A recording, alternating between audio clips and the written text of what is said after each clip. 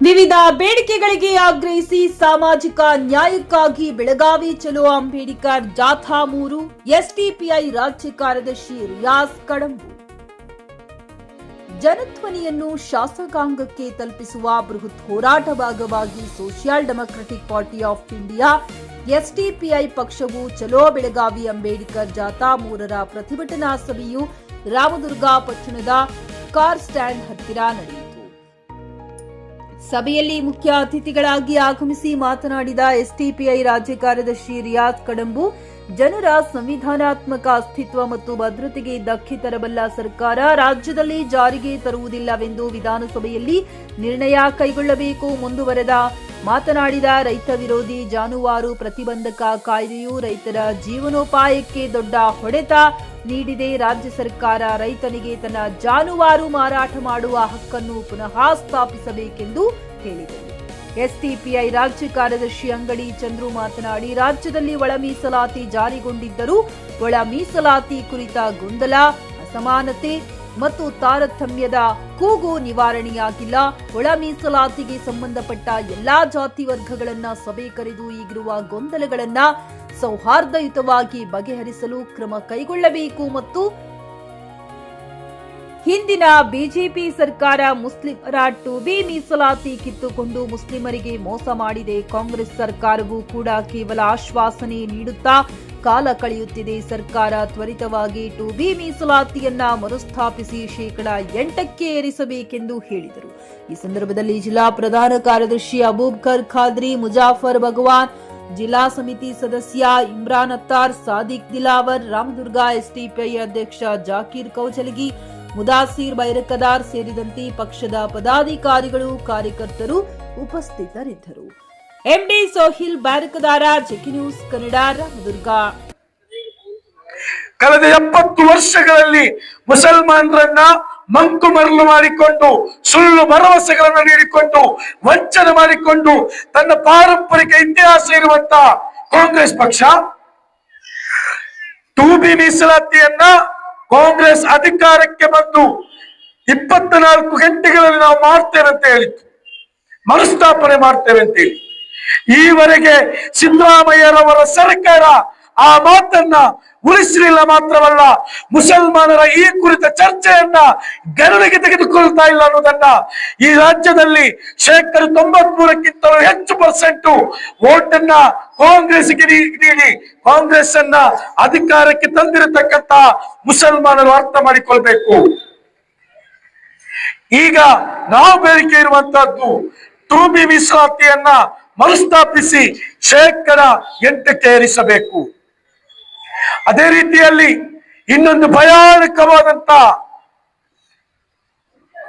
ಸಂಘ ಪರಿವಾರ ಬಿಜೆಪಿ ಪ್ರಾಯೋಜಿತವಾದಂತಹ ಷಡ್ಯಂತ್ರ ಈ ದೇಶದಲ್ಲಿ ನಡೆಯಲಿಕ್ಕಿದೆ.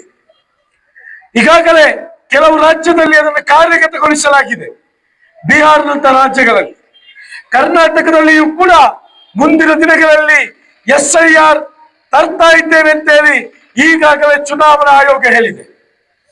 ಈ SIR ಅನ್ನುವಂತಹದ್ದು ಇಲ್ಲಿರುವಂತಹ ಕೆಲ ವರ್ಗಗಳ ಅಲ್ಪಸಂಖ್ಯಾತರ ವೋಟ್ ಅನ್ನ ಇಲ್ಲದಾಗಿಸುವಂತಹ, ಮತದಾನ ಮಾಡುವಂತಹ ಅವಕಾಶವನ್ನು ಇಲ್ಲದಾಗಿಸುವಂತಹ ಕುತಂತ್ರದ ಭಾಗವಾಗಿದೆ.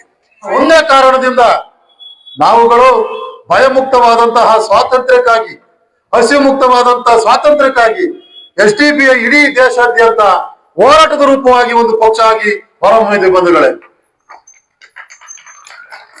ಯಾಕೆ ಇವತ್ತು ಮುಸಲ್ಮಾನ ಸ್ನೇಹಿತರಲ್ಲಿ ಭಯದ ವಾತಾವರಣ, ದಲಿತರಲ್ಲಿ ಭಯದ ವಾತಾವರಣ ಬದುಕಿಲ್ಲ? ಆ ಕಾರಣಕ್ಕೆ ಇವತ್ತು ನಾವು ಏನು ಕೆಲವು ಬೇಡಿಕೆಗಳನ್ನಿಟ್ಟು ಇಲ್ಲಿ 2B ಕೆಲವು ಬೇಡಿಕೆಗಳನ್ನ ನಮ್ಮ ರಿಯಾಜ್ ಅವರು ಮಾತಾಡ್ತಾರೆ.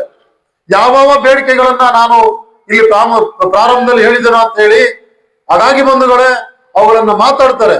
ನಾವು ಇವತ್ತಿನಿಂದ ಹಿಡಿದು ನಾಡಿದ 15ನೇ ತಾರೀಕಿನವರೆಗೂ 15ನೇ ತಾರೀಕಿಗೆ ಸುವರ್ಣಸೌಧವನ್ನ ಮುತ್ತಿಗೆ ಹಾಕೋದ್ರ ಮುಖಾಂತರ ನೀವುಗಳೆಲ್ಲ ಆ ಕಾರ್ಯಕ್ರಮಕ್ಕೆ ಬರೋದ್ರ ಮುಖಾಂತರ ಆ ಒಂದು ನಮ್ಮ ಬೇಡಿಕೆಗಳನ್ನ ಈಡೇರಿಸೋಣ. ಯಾವ ಬೇಡಿಕೆಗಳಂತ ನಮ್ಮ ಸ್ನೇಹಿತರು ಮಾತಾಡ್ತಾರೆ, ನಿಮಗೆ ಹೇಳ್ತಾರೆ. ನಾವು ಹೋಗ್ತಿರ್ತಕ್ಕಂಥದ್ದು ಸರಿಯೋ ತಪ್ಪ ಅಂತಕ್ಕಂಥದ್ದನ್ನು ಕೂಡ ಹೇಳ್ತಾರೆ ಬಂಧುಗಳೇ.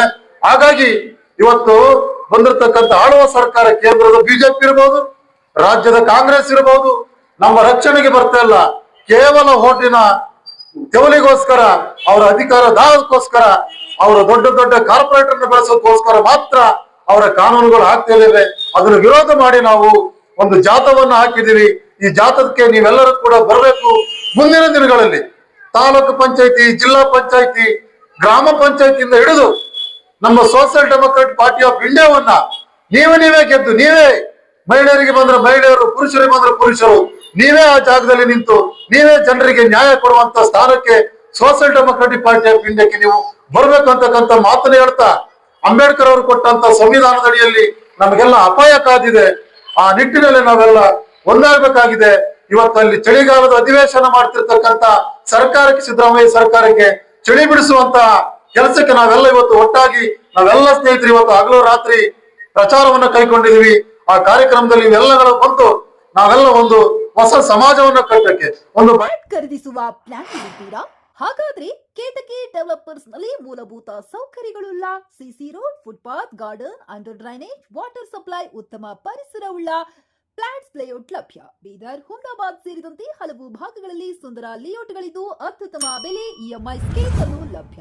ಹಾಗಿದ್ರೆ ತಡೆಯಾಕೆ? ಹಿಂದೆ ಸಂಪರ್ಕಿಸಿ 7676474747 ಎಂಡಿ ಸಂಗಮೇಶ್ ಚಿದ್ರಿ, ಹುಮ್ನಾಬಾದ್.